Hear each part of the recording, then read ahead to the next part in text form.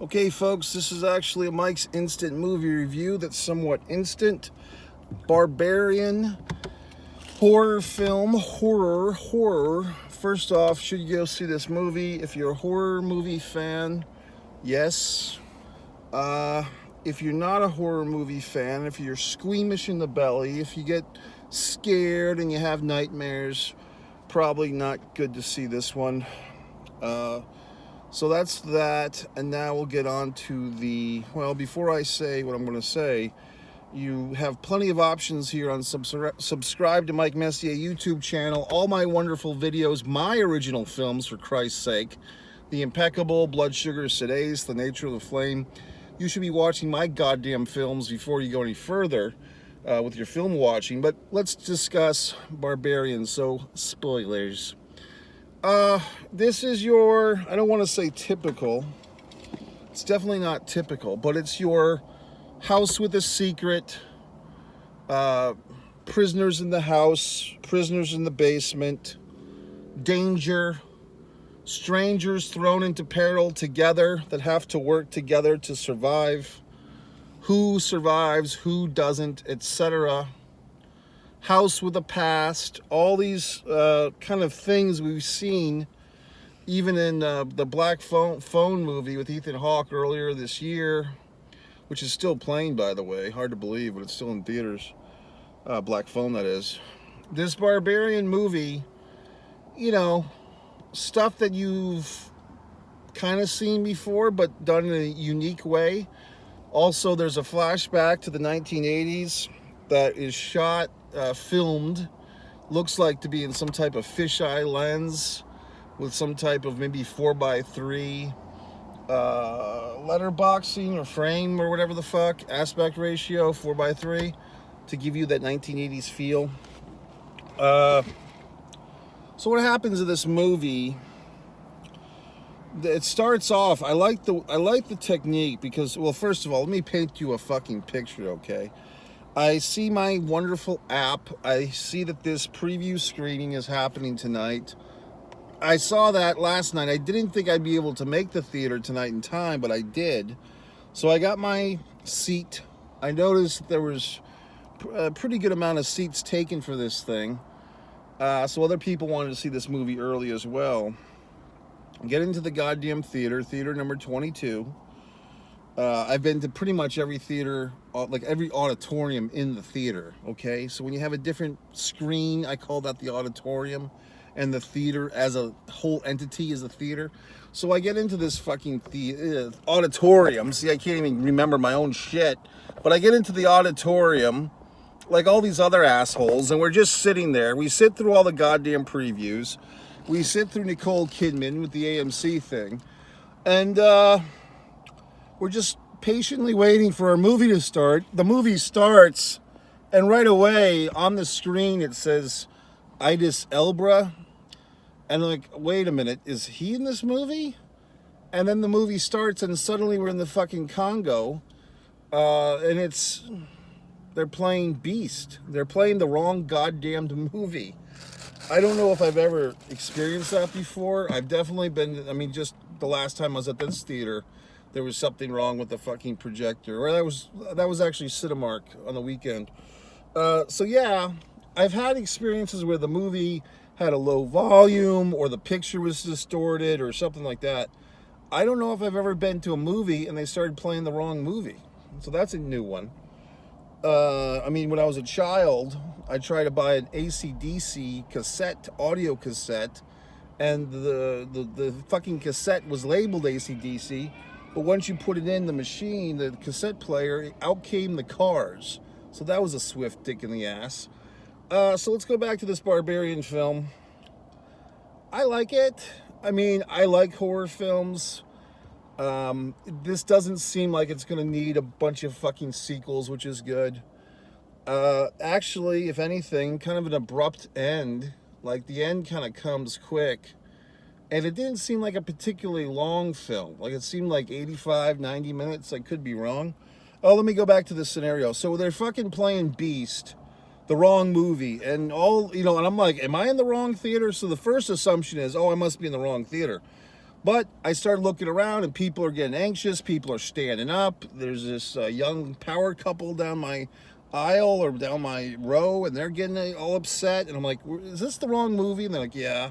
So I guess enough fucker. And typically I'm the one that has to translate between the customer and the service representatives in any of these situations. Like, I'm that guy who has to decipher the madness and explain people how to do their own jobs.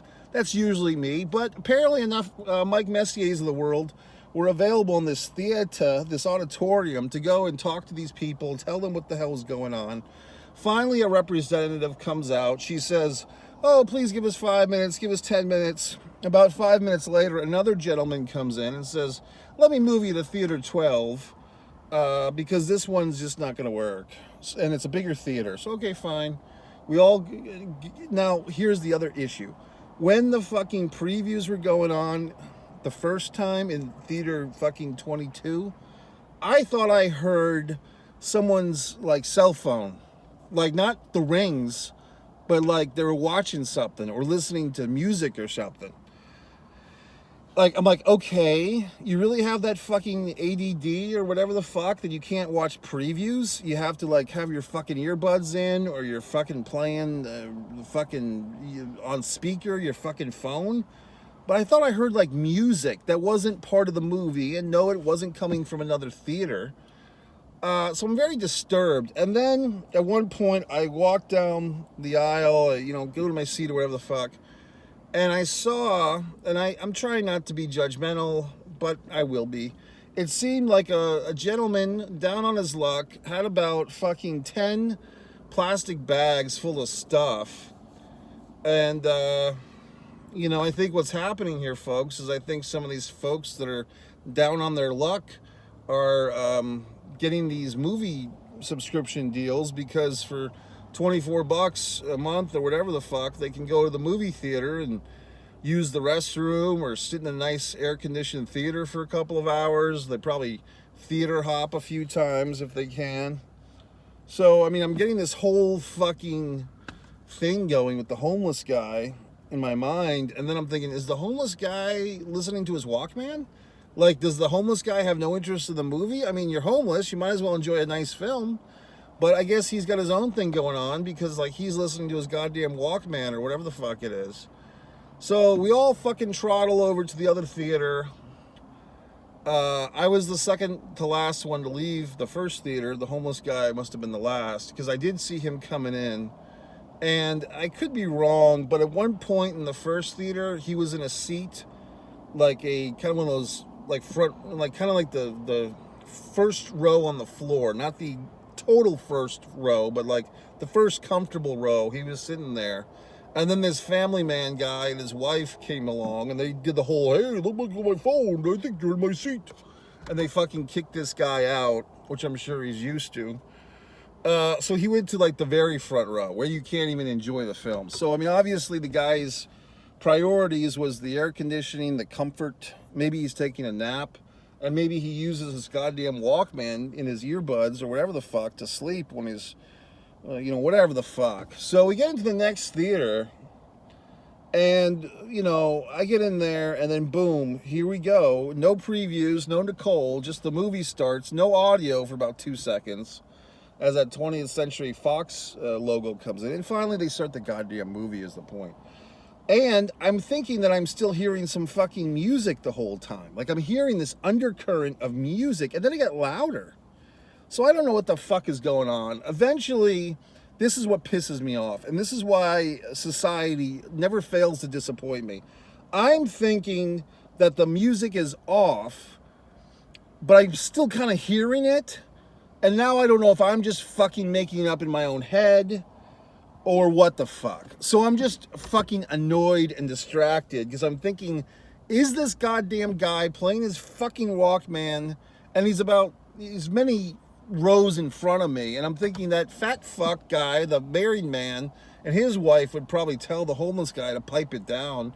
They already kicked him out of his chair at one point, or their chair. So that's it, folks. So there's a lot of anxiety going on. To deal with this, I took off my shoes. There was no one near me in my row. There was a couple of guys out the other end. But I took off my shoes because I was so anxious about this situation. I'm doing this new thing where I'm not wearing socks because I can't find socks that fit my huge calves. Watch the Messier calves video as a cross-reference.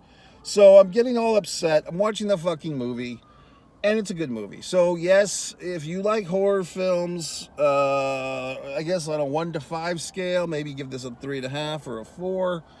I like the director. It kind of disturbed me to see that at the end credits, he's using the song.